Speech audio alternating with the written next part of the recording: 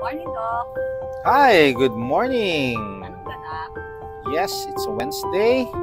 Mainit na panahon, pero maraming pupunta mga low carbers na magpapakonsulta kay Doc Bry.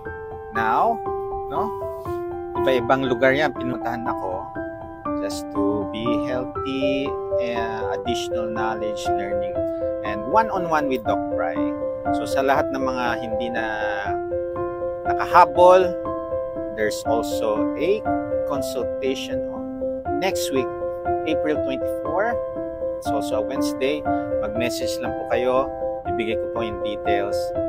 Kikita-kita tayo dyan. One-on-one consultation. Bring all your labs.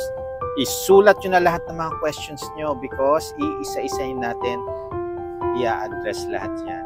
And do not forget electrolytes kasi napakainit.